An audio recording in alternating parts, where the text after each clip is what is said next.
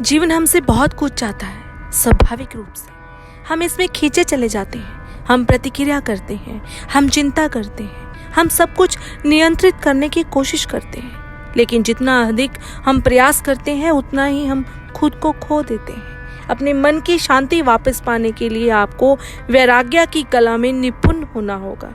दुनिया में रहो, दुनिया में काम करो, जो भी आवश्यक है करो, फिर भी पारलौकिक अलग निर्लिप्त तालाब में कमल के फूल की तरह रहो। ओशो ने अपनी पुस्तक द सीक्रेट ऑफ सीक्रेट्स में कहा है, जीवन का खेल खेलो, जीवन का खेल खेलो, जो करना है करो, लेकिन उसमें खो मत जाओ। यही नियम है। कमल की तरह बनो। कमल कीचड़ में उगता है, ये तालाब से बाहर नहीं निकलता, लेकिन ये पानी से ऊपर उठता है। कमल का फूल गंदे पानी में भी साफ रहता है, लेकिन इसमें और भी बहुत कुछ है। इसकी पंखुड़ियाँ गंदगी को दूर रखती हैं। पानी बह जाता है, जिससे ये बेदाग हो जाता है। हम अक्सर जीवन के नाटक में फंस जाते हैं। आप अपना काम करते हैं और फिर आप अपना काम बन जाते हैं। आप किसी से प्यार करते हैं और उनका मूड जीवन के प्रति आपकी प्रतिक्रिया को नियंत्रित करता है। जीवन के लिए आप प्रयास करते हैं, आप असफल होते हैं और अब आप असफल हैं। आप सफल होते हैं तो अब आप इसे खोने से डरते हैं। हम हर चीज से जुड़ते हैं, सफलता, लोग, यहाँ तक कि अपने विचार भी। एक बुरा दिन हमें बर्बाद कर देता है।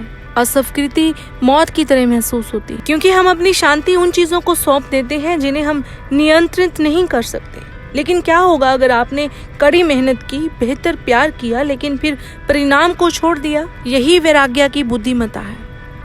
अपनी संपत्ति का आनंद लें, लेकिन उन्हें खुद को परिभाषित न करने दें।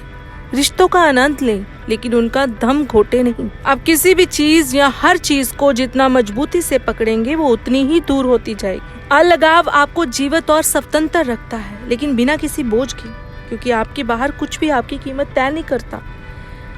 कमल ओशो का प्रतीक है, क्योंकि ये कीचड़ भरे पानी में उगता है और अछूता रहता है।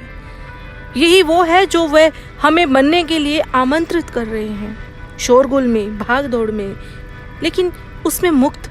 ध्यान दें कि आप कैसे जुड़ें और कैसे जाने दें। अपने भीतर वापस लौटें। कमल का फूल हमें दिखाता है कि काम, रिश्तों और अराजकता के बीच कैसे आगे बढ़ना है, और आगे बढ़ते हुए भी कैसे अपनी आंतरिक शांति को बनाए रखना है। ये सिर्फ एक प्रतीक नहीं है, ये एक शिक्षक है। ये खिलने के लिए सही परिस्थितियों का इंतजार नहीं करता। ये कीचड़ के बारे में शिकायत नहीं करता। ये इसका इस्तेमाल करता है। खुद का बेहतर संस्करण बनने के लिए आपको एक आदर्श जीवन की आवश्यकता नहीं है, आपको बस जड़ों और दिशा की आवश्यकता है। कीचड़ सौदे का हिस्सा है। दर्द, संघर्ष, विफलता और नुकसान, ये मानव जीवन की कीचड़ है। लेकिन कमल कीचड़ से नहीं लड़ता, वो कीचड़ से ही बढ़ता है, और यही हम यहाँ करने आए हैं। आप यहाँ पीड़ा से बचने के लिए नहीं हैं, आप यहाँ उठने और उसके बावजूद बेहतर बनने के लिए हैं। यहीं पर ओशो का ज्ञान सार्थक होता है। जीवन से बचने से काम नहीं चलता, लेकिन हम दुख के कई स्रोतों से ऊपर उठ सकते हैं। इसका मतलब है कि जब कोई आपको चोट पहुंचाता है तो आप इसे महसूस करते हैं, लेकिन आप इसे दीवार में नहीं बदलते। जब चीजें अलग होती हैं तो आप सीखते हैं, लेकिन आप कट्टू नहीं बनते।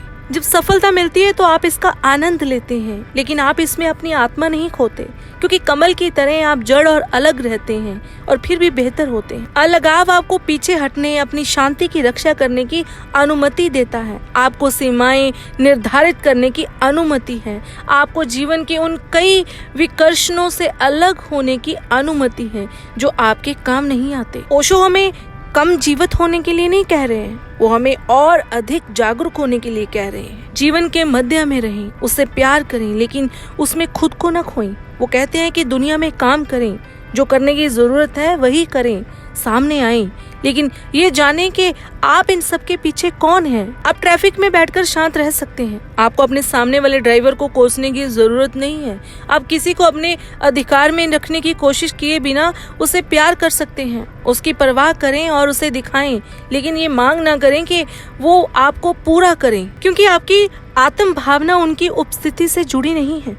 आप पैसे खो देते हैं तो अपना दिमाग ना खोएं। आप बिना उससे प्रभावित हुए भी दुख महसूस कर सकते हैं। जीवन का जवाब दें, प्रतिक्रिया ना करें। आप बिना किसी चीज को पकड़े भी झुक सकते हैं।